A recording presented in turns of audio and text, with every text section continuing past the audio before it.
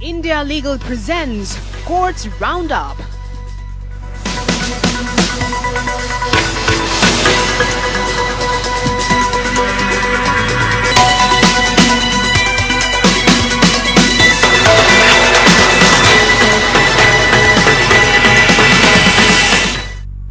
नमस्कार, आप देख रहे हैं हमारी खास पेशकश कोर्ट्स राउंडअप। मैं हूं आपके साथ नेहा दुबे। इस बुलेटिन में अगले आधे घंटे हम आपको कोर्ट से जुड़ी तमाम छोटी बड़ी खबरों से करवाएंगे रूबरू। कोर्ट की कार्रवाई और सुप्रीम कोर्ट से लेकर हाई कोर्ट और लो कोर्ट तक के फैसलों को रखेंगे आपके सामने। तो आइए शुरू करते हैं courts roundup. India Legal presents Courts Roundup.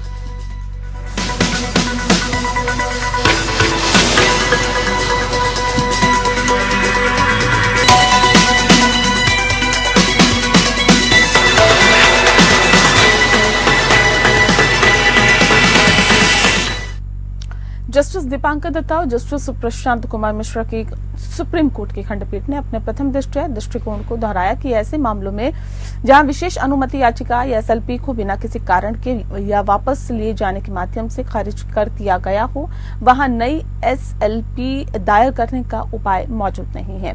खंडपीठ ने मैसर्स उपाध्याय एंड कंपनी बनाम उत्तर प्रदेश राज्य के मामले का हवाला देते हुए एस नरहरि और अन्य बनाम एसआर कुमार और अन्य में सुप्रीम कोर्ट की खंडपीठ द्वारा लिए गए विचारों से अपनी असहमति दोहराई है। खंडपीठ ने कहा कि इस मामले में स्पष्ट रूप से स्थापित किया है कि सीपीसी के आदेश 23 नियम 1 के तहत सिद्धांत जो मुकदमों की वापसी को नियंत्रित करते हैं, सुप्रीम कोर्ट के समक्ष दायर एसएलपी पर भी लागू होते हैं। जस्टिस दीपांकर दत्ता और जस्टिस प्रशांत कुमार मिश्रा के सुप्रीम कोर्ट की खंडपीठ ने अपने प्रथम दृष्टिकोण को दोहराया कि ऐसे मामलों में जहां एसएलपी को बिना किसी कारण के या वापस ले जाने के माध्यम से खारिज कर दिया गया हो, वहां नई एसएलपी दायर करने का उपाय मौजूद नहीं। खंडपीठ ने मैसर्स उपाध्याय एंड कंपनी बनाम उत्तर प्रदेश के राज्य का हवाला देते हुए एस नरहरि और अन्य बनाम एसआर कुमार और अन्य में सुप्रीम कोर्ट के खंडपीठ द्वारा लिए गए विचारों से अपनी असहमति दोहराई। एस नरहरि ने आपको बता दें कि समन्वय पीठ के बाद कि एसएलपी की स्थिरता के प्रश्न पर भी बड़ी पीठ को संदर्भित किया है।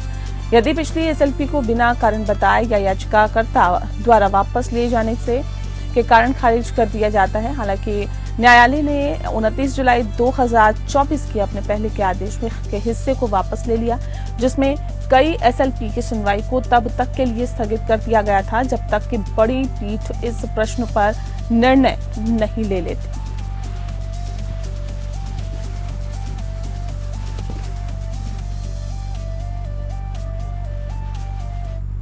सुप्रीम कोर्ट ने उस किशोर को जमानत दे दी है जो 1 साल से अधिक समय से हिरासत में था। कोर्ट ने ये देखते हुए कि जमानत दी है कि किशोर न्याय बोर्ड, ट्रायल कोर्ट और राजस्थान हाई कोर्ट विशिष्ट निष्कर्ष दर्ज करने में विफल रहे हैं कि धारा 12 उपधारा 1 किशोर न्याय अधिनियम के प्रावधान मामले पर लागू होते हैं। जेजे एक्ट की धारा 12(1) के अनुसार कानून का उल्लंघन करने वाले किशोर को जमानत पर रिहा किया जाना चाहिए, चाहे वह जमानतदार हो या उसके बिना। इस धारा के प्रावधान के अनुसार ऐसे व्यक्ति को रिहा नहीं किया जाएगा यदि ये मानने के लिए उचित आधार है कि रिहाई से किशोर ज्ञात अपराधियों के साथ जुड़ जाएगा, किशोर को नैतिक, शारीरिक या मनोवैज्ञानिक खतरे में डाल देगा या न्याय के उद्देश्य को विफल कर देगा। आदेश लिखने के बाद जस्टिस अभय ओक ने टिप्पणी की कि कुछ तो करना ही होगा। जुवेनाइल जस्टिस 1 साल तक इस तरह कैसे हिरासत में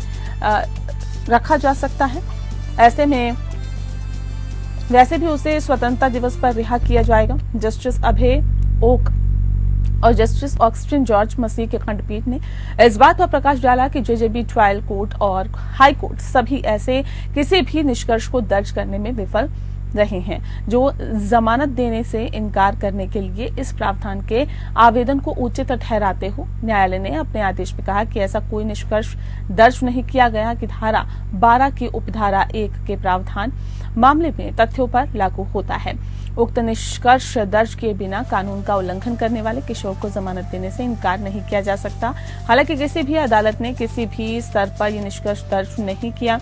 मामले के तथ्यों में धारा 12 की उपधारा 1 के प्रावधान लागू होता है, लेकिन कानून का उल्लंघन करने वाले किशोर को पिछले 1 साल से जमानत देने से इनकार किया जा रहा है।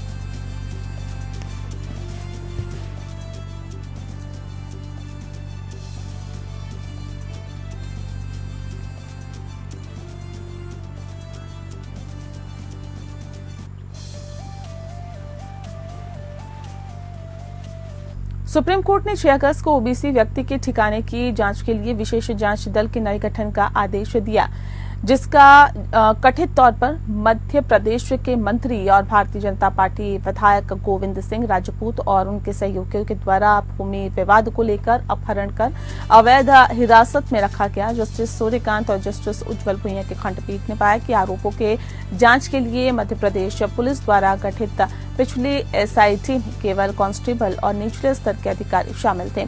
कोर्ट ने इस एसआईटी के गठन को महज दिखावा करार दिया। गुमशुदगी के मामले में 8 साल से चल रही धीमी जांच पर निराशा जताते हुए सुप्रीम कोर्ट ने निर्देश दिया कि नई एसआईटी 4 सप्ताह के भीतर जांच पूरी करे और कोर्ट ने कहा कि आरोपों की गंभीर प्रकृति और जिन व्यक्तियों पर आरोप लगाए गए हैं उनके कारण एसआईटी का गठन महज दिखावा है।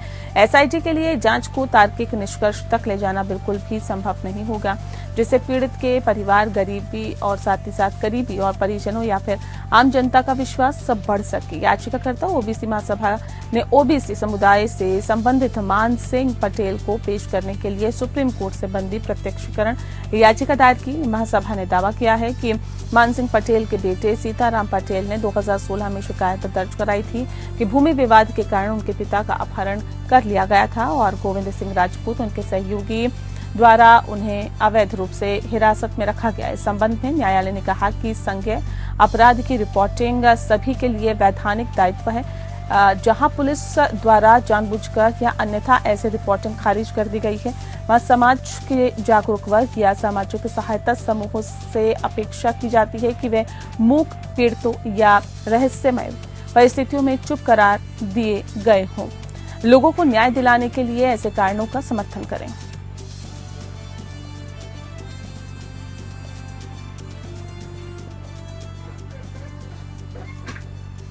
राहुल गांधी की नागरिकता को लेकर दिल्ली हाईकोर्ट में सुनवाई हुई है। भारतीय जनता पार्टी नेता सुब्रमण्यम स्वामी ने दिल्ली उच्च न्यायालय का दरवाजा खटखटाकर गृह मंत्रालय को निर्देश देने की मांग की है। वे कांग्रेस नेता और लोकसभा में विपक्ष के नेता राहुल गांधी की भारतीयता और नागरिकता रद्द करने के उनके आवेदन पर निर्णय लें। राहुल गांधी ने उनकी नागरिकता के सवाल पर गृह मंत्रालय को जवाब नहीं दिया है। इस मामले को लगातार उठा रहे बीजेपी नेता सुब्रमण्यम स्वामी ने अब जानकारी दी है कि राहुल के खिलाफ सुप्रीम कोर्ट में जनहित याचिका दाखिल की गई है। स्वामी ने एक एक्स पोस्ट में बताया है कि उनके सहयोगी वकील सत्य सबरवाल ने PIL फाइल की है और स्वामी ने 10 अगस्त को एक फॉर्म एक्स पर शेयर किया था। स्वामी ने दावा किया है कि राहुल गांधी ने एक ब्रिटिश कंपनी के लिए दाखिल किए गए एनुअल रिटर्न में खुद को ब्रिटिश नागरिक बताया है। तब उन्होंने प्रधानमंत्री नरेंद्र मोदी को भी ये पूछते हुए कटघरे में खड़ा किया था कि क्या सोनिया गांधी उन्हें ब्लैकमेल कर रही है और वो राहुल गांधी के खिलाफ कार्रवाई नहीं करे। स्वामी ने 12 अगस्त को विराट हिंदुस्तान संगम नामक संस्था के राष्ट्रीय महासचिव जगदीश शेट्टी का एक पोस्ट शेयर किया। इस पोस्ट में दावा किया गया कि मोदी सरकार राहुल गांधी और सोनिया गांधी पर नरमी बरत रही है। पोस्ट में कहा गया कि ये सबूत है कि मोदी सरकार नेशनल हेराल्ड केस से जुड़े हुए मामलों में राहुल और सोनिया के प्रति उदारता दिखा रहे हैं। सुब्रमण्यम स्वामी ने मूल शिकायत दर्ज करवाई थी और दोनों बेल पर बाहर हैं। संबंधित इनकम टैक्स केस और नेशनल हेराल्ड हाउस को खाली करने के केस में सोनिया और राहुल की तरफ से फाइनल अपील सुप्रीम कोर्ट में 2018 से लंबित है, लेकिन सरकार के सॉलिसिटर जनरल या उनके वकीलों की टीम मामले को आगे बढ़ाने में बिल्कुल भी दिलचस्पी नहीं ले रही है।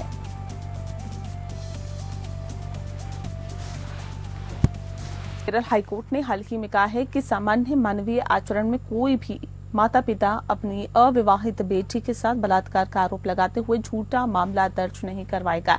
जस्टिस PB सुरेश कुमार और जस्टिस MB स्नेहलता की खंडपीठ ने इस प्रकार पीड़िता के साथ बलात्कार और यौन शोषण करने के लिए 27 वर्षीय व्यक्ति की दोष सिद्ध को बरकरार रखा और FIR दर्ज करने में 6 महीने की देरी को माफ कर दिया है। ये देखते हुए कि पीड़िता 13 वर्षीय किशोरी थी, अभियुक्त के बचाव को खारिज करते हुए माता पिता ने अपने प्रेम संबंध को रोकने के लिए उनके खिलाफ झूठा मामला दर्ज करवाया। बता दें आपको कि न्यायालय ने कहा है कि कोई भी माता पिता सिर्फ परिवार के सम्मान के खिलाफ अपमानजनक स्थिति बनाने के लिए बलात्कार का मामला दर्ज नहीं करवाएगा। 13 साल की लड़की और उसका परिवार बिना किसी कारण के बलात्कार का आरोप लगाने वाले व्यक्ति के खिलाफ झूठी शिकायत क्यों दर्ज करवाएगा। परिवार को बदनामी और शर्मिंदगी क्यों देगा? मानवीय आचरण के सामान्य क्रम में कोई भी माता पिता अपनी अविवाहित बेटी के साथ बलात्कार का झूठा मामला दर्ज नहीं करवाएगा। अभियुक्त को आजीवन कारावास और जुर्माना और धारा 450 और 392 के तहत 5-5 वर्ष कारावास और जुर्माने की सजा सुनाई गई थी।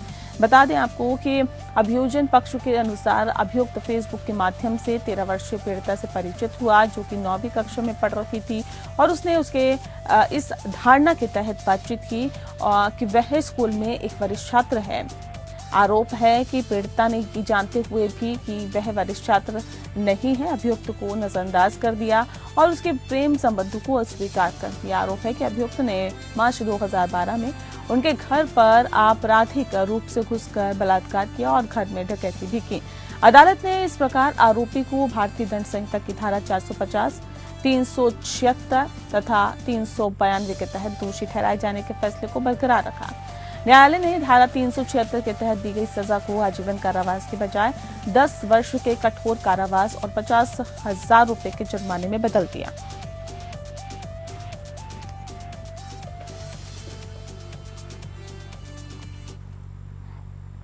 स्वतंत्रता दिवस के अपने संबोधन के दौरान चीफ जस्टिस ऑफ इंडिया यानी कि डी.वाई. चंद्रचूड़ ने न्यायालयों और लोगों के बीच महत्वपूर्ण सेतु के रूप में कार्य करने में बार द्वारा निभाई गई भूमिका की सराहना की है। उन्होंने याद दिलाया कि स्वतंत्रता संग्राम के दौरान कई वकीलों ने अपनी आकर्षक कानूनी प्रैक्टिस को छोड़ दिया और खुद को राष्ट्र के लिए समर्पित कर दिया। वे न केवल भारत के लिए स्वतंत्रता प्राप्त करने में बल्कि स्वतंत्र न्यायपालिका की स्थापना में भी महत्वपूर्ण भूमिका निभाते थे। सीजेआई ने कहा कि न्यायालयों का काम आम भारतीय के संघर्षों को दर्शाता है, जो अपने दैनिक जीवन की कठिनाइयों से जूझ रहे हैं। CJI D.Y.. चंद्रचूड़ ने स्वतंत्रता दिवस की शुभकामनाएं देते हुए पिछले 77 वर्षों में भारत की उल्लेखनीय उपलब्धियों पर विचार करते हुए अपना संबोधन शुरू किया। उन्होंने इस बात पर जोर दिया कि 1947 में भारत की स्वतंत्रता ने वैश्विक शक्ति गतिशीलता में महत्वपूर्ण बदलाव को चिन्हित किया है, जो साम्राज्यवाद के पतन और सामाजिक न्याय और आर्थिक समृद्धि और लोकतांत्रिक मूल्यों के लिए प्रतिबद्ध राष्ट्र के उदय का संकेत था। उन्होंने देश के लिए अपने प्राणों की आहुति देने वाले स्वतंत्रता सेनानियों को श्रद्धांजलि दी और दर्शकों को उनके सपनों को पूरा करने की निरंतर जिम्मेदारी की याद दिलाई।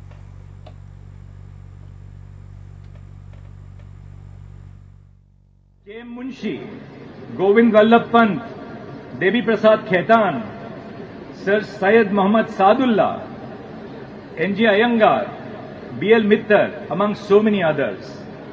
They were instrumental not only in achieving freedom for India, but also in establishing a fiercely independent judiciary. But the task of patriotic lawyers did not end with India achieving her independence. Lawyers in the bar have been a constant force of good in our country, even after independence. The courts are vital to uphold the rights and dignity of citizens. But the bar, wedded to the Constitution and the rule of law, is vital to uphold the conscience of the courts. Members of the bar are the crucial link between the people and the judges. They allow us to absorb the pain and the pulse of the people. Equally, the bar is the representative of the profession and by extension of the judges before the people. Rajasthan उच्च न्यायालय ने एक महिला द्वारा पिछले वर्ष अपने प्रेमी के खिलाफ कराए जाने वाले दर्ज कराए गए बलात्कार के मामले को रद्द करने के लिए दायर याचिका को स्वीकार कर लिया था। उसे तत्काल रिहा करने का आदेश दिया। एकल न्यायाधीश न्यायमूर्ति अरुण मूंगा ने अपने मामले को खारिज कर दिया। बता दें आपको कि आरोपी को तत्काल रिहा करने का आदेश भी दिया गया। ये मामला भारतीय दंड संहिता और यौन अपराधों से बच्चों के संरक्षण अधिनियम पॉक्सो अधिनियम के प्रावधानों के तहत दर्ज किया गया था, जब शिकायतकर्ता की उम्र 17 वर्ष थी, जो सहमति की उम्र से कम है। हालांकि उसका प्रेमी 21 वर्ष का था और महिला के गर्भवती पाए जाने के बाद मामला दर्ज किया गया था। हालांकि जब आरोपी इस साल मई के अंतरिम जमानत पर था, तो शिकायतकर्ता ने हिंदू रीति रिवाजों के अनुसार उसे शादी कर ली। न्यायालय ने मामले के तथ्यों को विचित्र बताया, क्योंकि बलात्कार के मामले में शिकायतकर्ता द्वारा अपनी शिकायत पर दर्ज प्राथमिकी को खारिज करने के लिए याचिका दायर करना दुर्लभ है। शिकायतकर्ता ने पहले कोर्ट को बताया कि उसके परिवार के सदस्यों के दबाव में FIR दर्ज की गई थी, क्योंकि वह अपनी गर्भावस्था के कारण प्रासंगिक समय पर अपनी सहमति से बने रिश्ते को छुपा नहीं पा सकता था, क्योंकि वह उस समय विवाह योग्य उम्र में नहीं थी, इसीलिए वह उससे शादी नहीं कर सकती थी।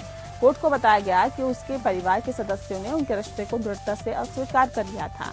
प्रेमी को 18 सितंबर 2023 को गिरफ्तार किया गया था और अंतरिम जमानत की अवधि को छोड़कर वह तब से न्यायिक हिरासत में है। दिलचस्प बात यह है कि शिकायतकर्ता ने मुकदमे के दौरान उसके खिलाफ अभियोजन पक्ष के मामले का समर्थन किया था। उसने हाईकोर्ट के समक्ष स्पष्ट किया कि ऐसा उसके परिवार के सदस्यों के दबाव के कारण हुआ था। ये भी कहा गया कि उसने 18 वर्ष की आयु पार करने के बाद अपने अधिकारों का दावा किया और इस साल फरवरी में आरोपी के साथ लिखित समझौता किया।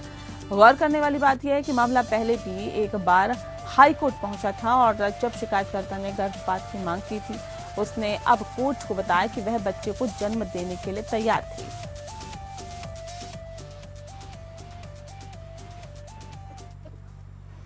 रेत माफिया से जुड़े हत्या के मामले की सुनवाई करते हुए राजस्थान हाईकोर्ट ने देखते हुए मामला CBI को सौंप दिया कि राज्य पुलिस और CID द्वारा की गई जांच इतनी अनुचित, दागी और अधूरी थी। बता दें आपको कि इसने न्यायालय की न्यायिक अंतरात्मा को झकझोर दिया है। जस्टिस समीर जैन और की एकल पीठ IPC और अनुसूचित जाति एवं अनुसूचित जनजाति अत्याचार निवारण अधिनियम या SC/ST एक्ट के विभिन्न प्रावधानों के तहत दर्ज मामले में 2 व्यक्तियों द्वारा दायर याचिका पर सुनवाई कर रही थी। ये मामला हाशिए पर पड़े SC/ST समुदाय से ताल्लुक रखने वाले 22 वर्षीय युवक की हत्या से जुड़ा हुआ था।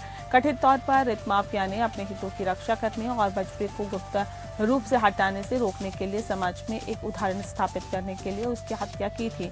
दोनों पक्षकारों की दलीलें सुनने के दौरान न्यायालय ने मामले की जांच में कई विसंगतियों के साथ साथ संबंधित अधिकारियों के आचरण पर भी गौर किया। न्यायालय ने कहा कि मृतक की पोस्टमार्टम रिपोर्ट में उसके शरीर पर 14 चोटें पाई गई थी और जिसमें से गर्दन पर लगी चोट को सबसे गंभीर और उसकी मौत का मुख्य कारण माना गया।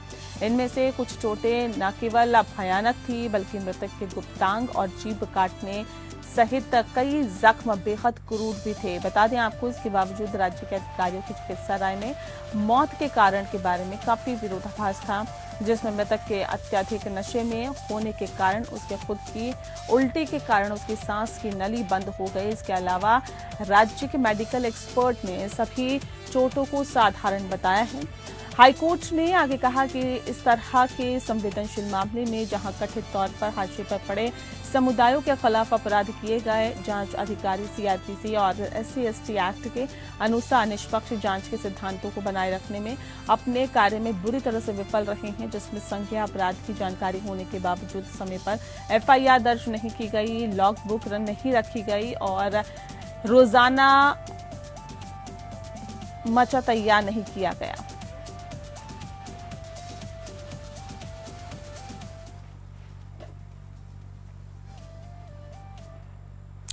सुप्रीम कोर्ट ने हाल ही में कलकत्ता हाई कोर्ट के उस फैसले में हस्तक्षेप करने से इनकार कर दिया जिसमें एक सिविल मुकदमे में प्रतिवादी को 17 साल की देरी के बाद लिखित बयान दाखिल करने की अनुमति दी गई थी। कोर्ट ने कहा कि देरी बनाई गई भ्रम की स्थिति का प्रत्यक्ष परिणाम थी और उच्च न्यायालय की रजिस्ट्री द्वारा जैसा कि आधिकारिक वेबसाइट पर मामले की स्थिति गलती से वर्ष 2000 में दिखाई गई थी। इस संदर्भ में आई इंडिया लीगल के वेब रिपोर्टर से समझते हैं कि कोर्ट की रजिस्ट्री की भूमिका आखिर क्या होती है।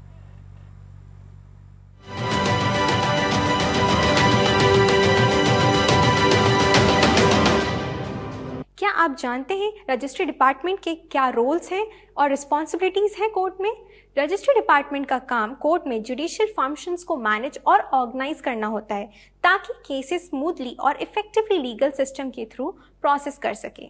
इस डिपार्टमेंट को रजिस्ट्रार ओवरसी करता है जो एडमिनिस्ट्रेटिव हेड होता है और अक्सर चीफ जस्टिस द्वारा सीनियर जुडिशियल ऑफिसर्स जैसे कि डिस्ट्रिक्ट जजेस में से अपॉइंट किया जाता है। रजिस्ट्री डिपार्टमेंट की एक primary responsibility accurate records, cases, files maintain करनी होती है। इसमें पिटिशंस, रिटन स्टेटमेंट्स और दूसरे लीगल डॉक्यूमेंट्स की फाइलिंग मैनेज करना शामिल है। इंश्योर करना है कि ये डॉक्यूमेंट्स प्रॉपरली इंडेक्स्ड और स्टोर्ड हों। सुप्रीम कोर्ट ने recent case PIC departmental private limited versus Shri leathers private limited में हाईलाइट किया कि प्रोसीड्यूरल टेक्निकलिटीज सब्सटेंटिव जस्टिस के डिलीवरी को ऑब्स्ट्रक्ट नहीं करना चाहिए। कोर्ट्स ने कहा कि जब डिलेज या एरर्स किसी पार्टी के कंट्रोल के बाहर के फैक्टर्स जैसे कि कोर्ट की रजिस्ट्री एडमिनिस्ट्रेटिव एरर्स के कारण होते हैं तो कोर्ट्स को अपना डिस्क्रिशन एक्सरसाइज करना चाहिए ताकि पार्टी फेयरली पैनलाइज्ड हो।